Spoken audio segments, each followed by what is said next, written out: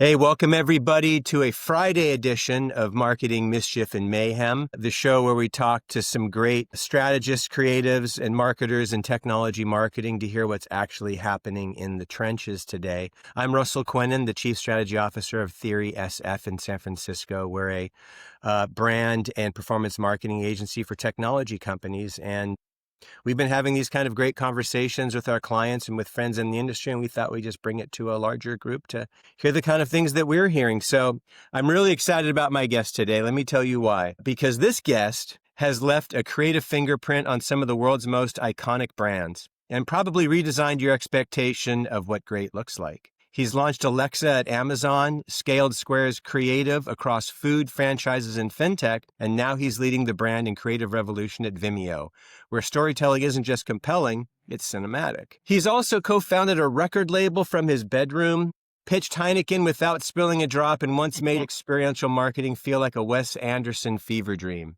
Basically, if storytelling, design, and emotional resonance had a house party, he'd be your DJ, hosting it and art directing the entire thing. Welcome to the beautiful chaos of Dave Brown's world. Yo, thank you so much, Russell. Right on. What's up, everybody? So happy to have you here. At least I made you smile. Well, Dave, we're going to jump right in as we always do, not beat around the bush. You've worked across tech giants, indie labels, and creative agencies. What's one creative principle that's never let you down, no matter the brand or the budget? Work hard, care hard. That's been sort of my principle I follow, kind of like a little internal mission statement, if you will, through it all, right? Like I'm a big believer in hustling and working my ass off, but at the same time, you got to match that energy with the people side of the house and the empathy side, whether it's your customers, your coworkers, and just the world around you, right? So yeah, work hard, care hard. It's interesting. Our creative director here at Theory always says we have to care more than everybody else. It's crazy, right? Like the world is heavy right now, like outside of work. It's like there's a lot on everyone's shoulders. And so Yeah. I think that I like that with your creative director's notion. He's absolutely right, or she's absolutely right. Absolutely. Hey, how has your approach to brand storytelling evolved from your days at Square to Vimeo? What do you think the Vimeo brand needs to be in today's creator economy? Awesome question. I'm still pretty new in my tenure at Vimeo, so still lots to learn. But I would say what's really exciting is having been a customer of Vimeo for decades, myself on the creator side, and now under the hood on the brand side itself. I think there's a real symbiotic relationship between professional creators and the enterprise world. And Vimeo does a really nice job of sort of closing that gap where a lot of our enterprise customers, Starbucks and et cetera, like that use our internal tools and our AI tools. There is a massive amount of learning that happens from the creator side, right? And the other thing that I think that in terms of evolving this sort of brand storytelling, I think a lot of people like myself too, colleagues all grew up with Vimeo as sort of like, oh, this is like the alternative to YouTube. Well, the more you actually recognize Vimeo, it's like this is a brand who's really focused on recognizing that even the professional creators, they're businesses. These are business-minded folks who are making careers out of the craft that they do. And that's no different than the approach that our enterprise folks are looking at it, right? And so for us, there's actually a lot more relationship between the two, that symbiotic relationship. And so my job coming in here is I'm hoping to help work with the team to really just create a really consistent brand narrative that allows us to be able to show that love and support that whether you're a professional creator, a developer, someone who's looking for streaming that is completely private and control where they can control everything, or you're that enterprise version using a lot of our marketing tools, whatever it might be, that's going to feel like at the end of the day, we're just the platform for businesses. Yeah, I was going to ask you that because I think it's still the case at this point that YouTube's the largest search engine in the world, right? We know how critical video content is. And I have used the Vimeo platform, but I tend to feel I use YouTube a lot more just because given its size, the sheer gravitational force, right? Where you almost have to. What is the one thing that if I were to know about Vimeo, what's the one thing that I would need to know to start using that platform? One of the best things about Vimeo that's such a differentiator, and what's interesting is we actually don't really compare internally. They don't compare a lot to YouTube because that's just not something that we focus on from a business model. We think YouTube's awesome for what they do, right? For visibility. And if you're cool with wanting advertising based on your content and not really having control, it's an awesome place. And we've seen lots of creators be successful in that.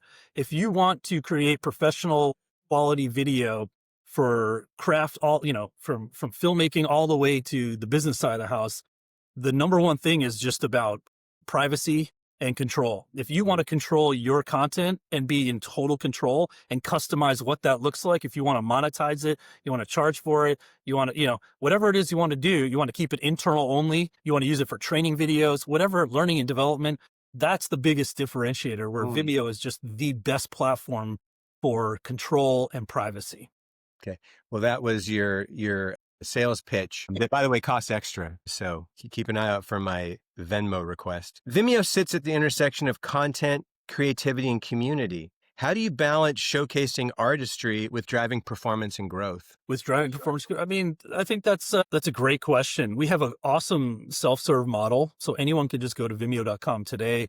You sign up, you're a creator, boom, you're in, right? You have options to decide on what types of levels, access, and features you want. And so that just allows you to be able to have an instant way to just have impact. If you're a creator and you want to create your own streaming series, basically become your own Netflix, essentially. Vimeo is a great platform for that, where you get to not have to be forced into advertising that may not even agree. A lot of brands come to YouTube and, or come to Vimeo, and we show them like, hey, if I do a search for your brand and the homepage of, your YouTube page shows your competitors are often buying SEO against that, right? Mm-hmm. It's not usually a place you want to be from like an impact standpoint. So at the end of the day, again, it's about the fact that what I love about Vimeo is like they truly embody the creator mindset.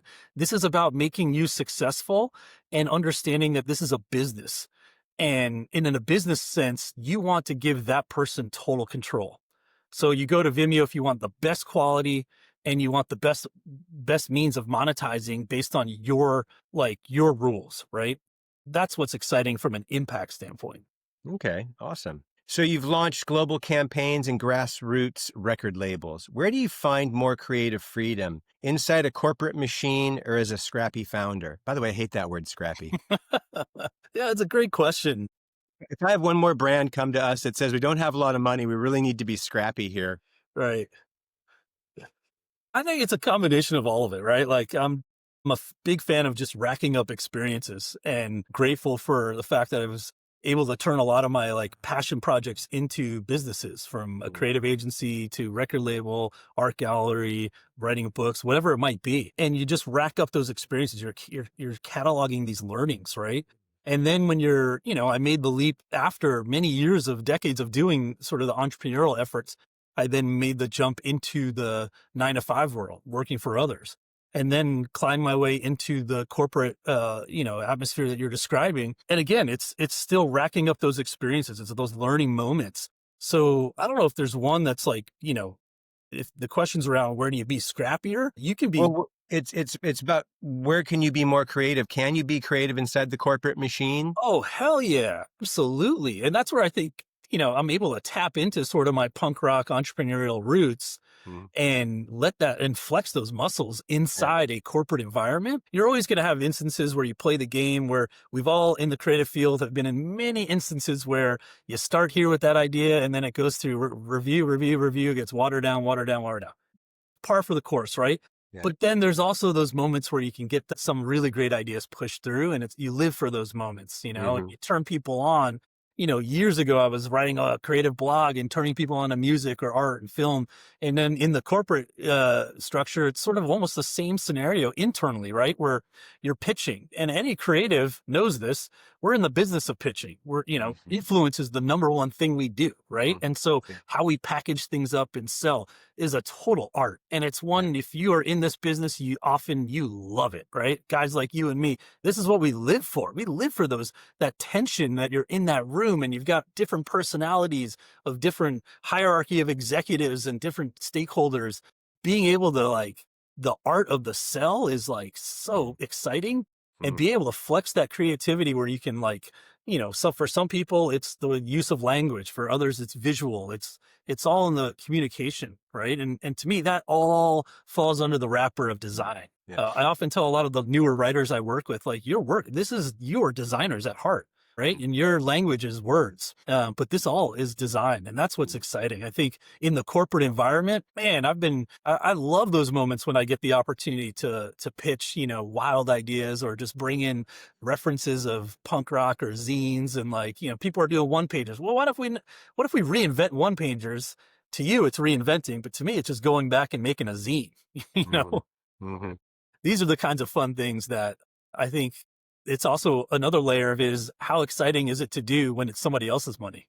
Yep. Exactly. Yeah. You can get fired if it sucks, but those are the chances, right? The stakes are high, especially now, but man, super fun. Well, you just reminded me of something with selling. I'm on the board of the American Advertising Federation, so the Addy Awards and whatnot. And we get asked frequently to go to the universities in the area to judge their advertising students, like big projects. And I've always been so surprised when I've gone in. And in one particular case, I had to stop the class because everybody was pitching, right? What they believe pitching is as a college student. And they were terrible.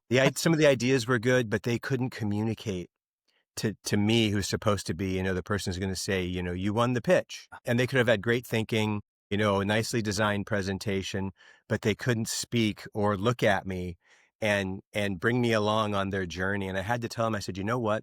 Probably one of the most important things I learned in my career was told to be my first boss. He said, better to express a poor idea really well than a great idea poorly. And he said, if you can't sell your idea, your strategy, your creative, you just can't be in this industry. If you can't sell your ideas and make people believe you and want to say yes, then you just can't be in this industry. And I kept stressing to folks, presentation skills are so important in this business. B2B, B2C, client side, agency side, it doesn't matter, but you got to be able to sell your ideas. And I think schools need to spend a little more time teaching people how to actually present and sell an idea and get to yes, right? Because I think, frankly, that's what makes the world go around. Absolutely. That's a great note. I mean, even in this era where we're accelerating our use of the chat GPTs and stuff, right? Like those soft skills are going to become even more critical. Yes, absolutely. So speaking of which, creative teams can be fragile ecosystems. Let's just be nice. Very fragile. How do you protect creative spirit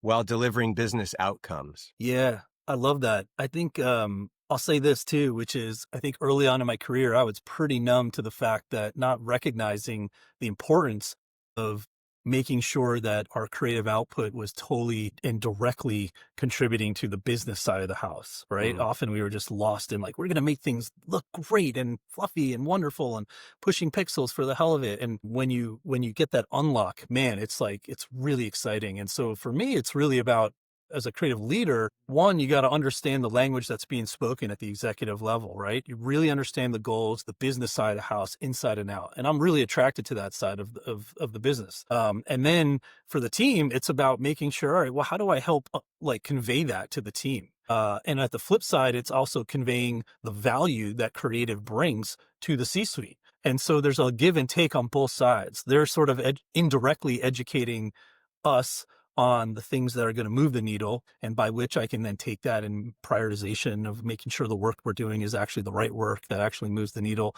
all those kinds of things. And then on the flip side, it's about making sure that I can share with our executives, hey, let me show you how creative and design is actually like more important now than ever before. What's cool is when you actually show them this, they start realizing, oh, wow, creative actually sits at the center of all of it. We're one of the few disciplines that actually are like the foundation of touching everyone in the company, right? And like, what a special role and position to be in. But you know what? We're also the one area where everybody has an opinion. Who doesn't, right? And I think some are tougher than others, like writers, for instance. I've always empathized because it's a bit different with a lot of the executives and cross-functional partners that you work with in marketing or comms, or whatever. They're not going into Figma and really understanding how to use a tool that's pretty heavy like that. Just like, earlier days with Adobe and stuff, right? And And engineering is the same way, right? Like a lot of these folks just don't, unless you're a software engineer, you're not coding. You don't know how to code, right? Mm. And so with the writers though, man, just because everyone was taught how to write, there's this assumption that like, hey, we don't need this, we don't need your craft and expertise. So you really got to work a little extra on that side to make sure people understand the value and the taste that they bring, right? Especially in a day where everything can be automated. And give me quick strategies through Claude and ChatGPT and Gemini. These are things where, suddenly everyone's just going to be wanting to replace their creative team or writing team. But then you're going to have just this absolute slop everywhere of AI. And you're starting to see that already, I think. And the brands that recognize, hey, this is about accelerating and giving us superpowers, but not replacing, because taste still matters. And those soft skills that you mentioned, Russell, earlier, right? Like those are the things where, man, there's nothing that's going to beat it. Those are the brands that are going to really excel. That's right. And you know what I want to add to that is we're so fortunate to have an amazing executive creative director here who is the ECD at Deutsch, and he comes from the copywriter side. And he made a statement to me that I thought was so powerful. He said, words create worlds, right? And that to me is such a differentiator for brands, because I know there's going to be everybody defaulting to ChatGPT for some, but we truly believe that every touch point with one of our audience members can be a great experience, and it can deliver not only a brand feeling, but also a response. We call it brand response. We think everything can be direct response depending how we do it, but it can leave somebody in a better place and give them a real great feeling about their brand. And I think words are such a huge part of that. So got a big love for copywriters here. This is why historically we connect so deeply with music too, right? Like often, a large percentage of music has lyrics. And so this is nothing new, right, for us, but I think the context and the mediums are changing around it. For sure. So you've worked with some legendary brands, Dave, and some emerging ones. What are the telltale signs a brand is about to break through? Breakthrough for what? Like, what's the end game? Well, the end game to maybe be the number one in its category or its vertical, whatever it is. What do you think is a telltale sign that it's going the right direction and all speeds are going and green across the board? Yeah. Honestly, the simple answer to that is when the customers tell you that it's working for them. When you're making their lives better, that's the tell, right? It's not about any award that you win or showing shit off at Cannes or wherever. Those are nice, but like those are just patting ourselves on the back. If you really want to like breakthrough from a business standpoint, that's where you got to go. Keep your mind set on the eye on the prize, on the business impact, because honestly, you do that, it will unlock a world of opportunity for you to do a hell of a lot more creativity internally. And that's kind of, when I was at Square, we had it took us a while to get our ducks in an order, and like we were going through a big growth phase, but it was really like centered around, let's keep the customer focused, right? Like that is where we got to keep our attention. And they were telling us, hey, this isn't working for us. And then here's what we can be better at. And so it was really focused on that. And then you have some signals you can get, market research and others, and just honestly talking to a lot of customers really helps too. So it's not necessarily like who can just go out there and buy a bunch of billboards, but it's really like, is the product you're putting out there, and obviously in our business, it's also the storytelling that you're helping create that interest and then utilization of those products. Is that working? Is it resonating? Is it relatable? And it's just got to keep on that train, right? So you've been inside organizations known for product obsession, Amazon, experience obsession at Element, cultural obsession at Square. Which obsession wins? Which one? I will say, I don't know if there's a winner, or there's no like winners or losers here, but I think it's about how much did you learn, and I was only at Amazon a short time, just around a year, but it was like a crash course. I felt like I went to grad school in that year. Like I learned a ton about, a customer obsession, especially. That's one of the core principles, right? At Amazon, they make all their decisions based on their operating principles. And at Square, and pretty much everywhere else, and like probably nowhere as obsessive about it as Amazon.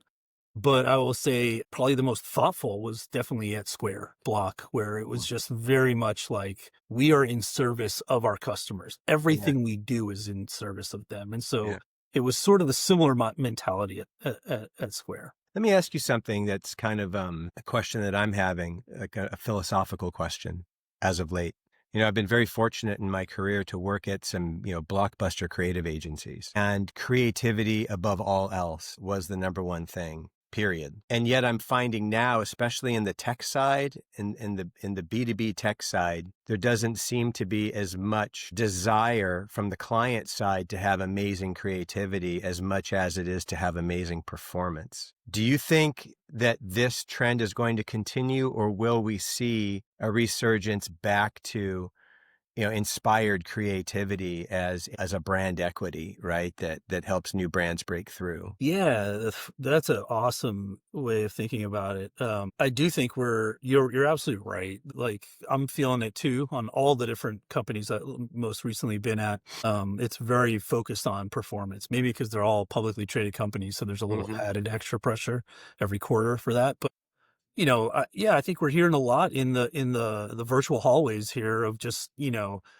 can tone down the fidelity. It's okay. You're like, let's just get it out there. We gotta hit these numbers. And so I think it's a bit of like anything, right? It's a give and take. It's about, okay, where can I identify those opportunities where I can really, push the pedal on the creativity, and where's the opportunities where it's just more, okay, let's just get this out there, sort of going to help support the field. So I think it's a little bit of both. But it's interesting because I do think you're right. I think, and sometimes it just hits you over the head where you don't even realize it. Like, I had a moment when I was at Square a couple years in where I got pretty comfortable understanding the rhythm of like timing. We're going to do this throughout the year, these types of campaigns. Some of it's performance driven, some of it was brand awareness driven. Rarely did I get an opportunity to do print or out of home. And then all of a sudden, boom, it unlocked where we finally were able to get these opportunities to do print out of home. And I was able to pitch just, a lot more bigger, wilder ideas, at least wilder, I think, in the context of that environment. And there was an appetite for it, which Hmm. was cool. I think it depends on the leadership, right? How much of these briefs that you're getting, Russell, like have the opportunity to really like, are they looking for even, and open with the appetite for an idea like, hey, this is what you asked for, but I'm going to give you that. But also, you didn't ask for this, but I'm going to show you something that's 10x. Classic. That's a classic agency move. Absolutely. And again, none of this, you're right. None of it is unique in any Mm-hmm. way, right? Yep. We're stealing from everywhere. Right? Yeah. I like to say that people who steal from me steal twice. Oh, I like that. So you've built teams around empathy, curiosity, and kindness. How do you operationalize that in the high stakes, fast paced world of B2B and tech marketing? Yeah, because we're all people at the center of it. I think I try and operationalize it by being vulnerable. And by modeling that behavior. We do, we've got people spread out all over, and we've got folks of varying degrees of personalities and introverts and extroverts and all, right? And so trying to make sure I take a more macro look and making sure we're using tools that enable people of all those different personality traits to be able to feel safe and comfortable, engaging, and set that tone. We talk about it right out of the gate. I make it really clear about expectations, and that, I sort of don't give a shit about, what your title is and where you sit in the org chart.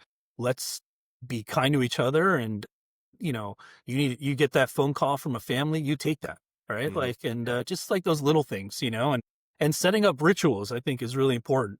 We do a weekly kickoff every Monday that most teams do, right? It's a team meeting, but I don't call it that. I call it Monday Club because it sounds a lot better than. It does. Yeah. And what we do at Monday Club is it's just a 30-minute meeting where each week someone on the team plays host, and they choose a theme, and everyone has to design a slide against it. Last week was photography. The week before was like songs that you chill out from. You need a come down song that just sort of like gets you to chill. Just like we've done financial advice, like just rant, and everyone picks a topic. And that just helps us bring us closer together as humans. And that's a great format where we can then go and follow it up, the next day with like our work related, sync. And it's like, all right, let's do status updates. Okay. And then let's do what we call a weekly chit chat, which I adopted from some amazing coworkers I had at Square who were doing this that I just absolutely love, where it's basically a creative review, but it's just more of an informal one. We're trying to get back to that.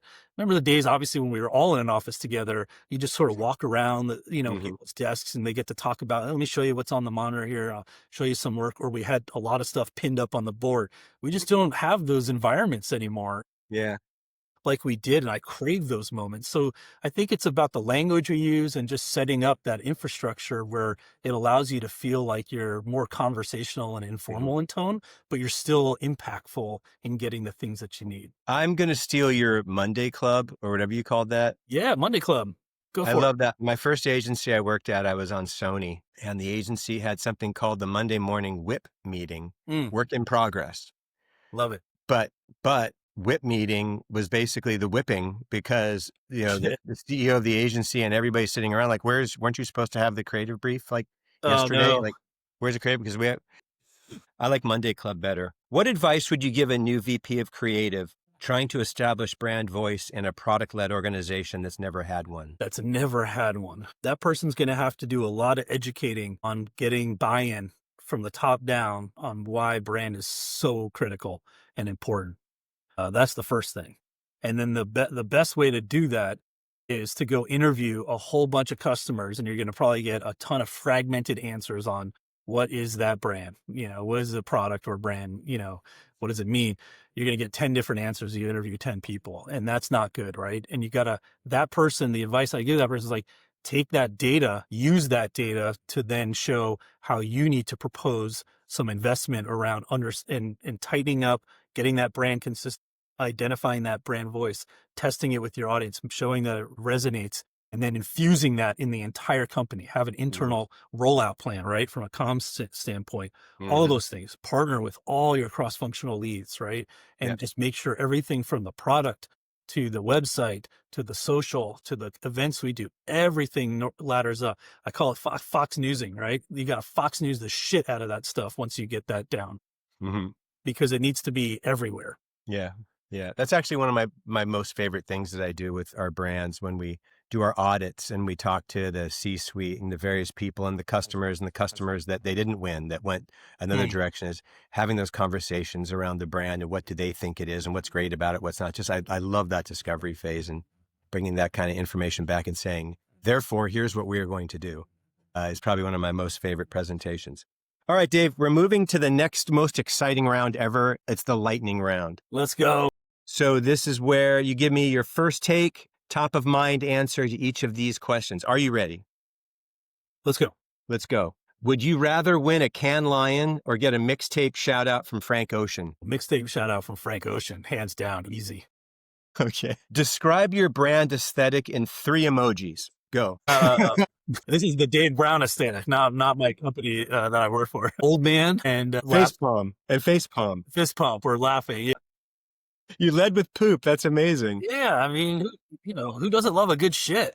Right? What's the most unhinged creative idea you ever pitched that actually got approved? Doing an entire content series with Eric Wareheim. And you got that approved? Got it approved. It was so crazy and wild and nuts, and he's amazing in every which way, and it was awesome, and it wound up having great business impact as well, so it was like a win-win. I love it. Yeah. Okay, your Spotify Wrapped just leaked. What's the track you hope no one sees on it? First off, fuck Spotify, man. They need to treat artists better. There's that. The track, I actually don't care. Beach Boys, wouldn't it be nice? I want the whole world to see it. Okay. I'm open source. If you could rebrand any U.S. government agency, which one would you tackle and why? All of them. I'd fucking just pull the plug on the entire the U.S. government right now. We need a complete reboot. Yeah, fair enough. Fair enough. Creative meeting snacks. Overrated, mission critical. Overrated. Come on, pizza? All right. Pizza. Yeah, well, how is it that all of a sudden pizza justifies having to work late? When did that happen? Like some dough and bread and cheese and some tomato sauce. All of a sudden I can work an extra 4 or 5 hours. The stacks kind of feel like the, we have a ping pong table and a foosball table, and it's just sort of like, Yeah, totally. What's your favorite oops moment that somehow made a campaign better? Fuck. Probably hiring Alex Lau as my go-to photographer for all the food and bev photography shoots that we did. Just, dude is amazing. Yeah. And I was like, I'm just going to hire this guy who he hadn't really done a whole lot of he's done a lot of editorial work. So like on the brand side, I hadn't seen it. And that was like could have been seen as like pretty dangerous move there. And the dude just killed it. You get to write a tagline for your career so far. What is it? Wow. This dude drinks how much soda? Okay. Do you remember Jolt? Yeah, of course. I remember when that came out, obviously the first kind of energy drink. And I always loved that brand because the tagline was just so in your face. It was all the sugar and twice the caffeine. Yes. This is I like always, Mountain love Dew it. Code Red times 3,000, right? Yes. Okay. What would 1999 you think of 2025 you working at Vimeo? Stoked. Really? Hell yeah. Oh man. Yeah, definitely. 100%. Right on. Okay. You're launching a new Vimeo Originals series. What's the title and who's starring in episode 1? Ooh. The title is, no, for real. Let's see. The new series is going to be called Not Founders, where we interview folks in the middle management and earlier on the careers, and we never talk to founders. We won't talk to founders on this show because we know that the real magic happens way in the weeds at agencies and brands, right, from the team. Yeah. So it's going to star Michael B. Jordan because I just watched Sinners and it was absolutely amazing. Okay. I love that answer. I'm going to steal that idea and I'm going to call it mid-level functionaries. Yes, exactly. Yeah. Well, hey, Dave, that is the end. I've appreciated it. I loved your answers. You're so great to talk to, and I love following the work that you're doing. Thank you so much for joining us on the show, and I know our listeners will really appreciate your thoughts. Again, thanks for the time. Hey, thanks so much, Russell. Really appreciate it.